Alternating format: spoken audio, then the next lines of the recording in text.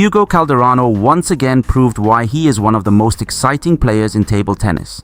At the WTT Star Contender Ljubljana 2025, he defeated Felix Lebrun in a tough 6-game final, 12-10, 15, 13-11, 13-8, 11-11, 9, 11-6, to claim his second consecutive title here. Hugo plays like no one else, combining insane power from every distance with great technique. It's almost like tennis, but reinvented for table tennis. His game keeps evolving, especially his mental toughness. Take the match.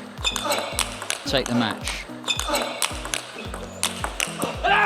Which has clearly reached a new level recently. That's the final piece that turned him into a true beast on the table.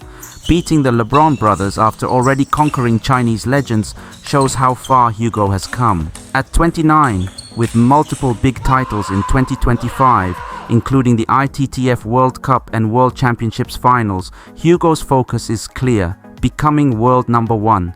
He deserves every bit of success for his constant improvement and relentless spirit. Felix Lebrun played very well and pushed Hugo to the edge. It was a close mental battle decided by tiny details and clutch points. Both showed high-level table tennis, but in the end, Hugo's brutal power and mental strength made the difference. Congratulations to Hugo Calderano, the true thrill from Brazil. His rise is remarkable and the table tennis world should watch closely. He's just getting started.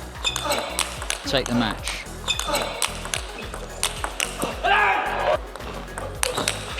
It's all over.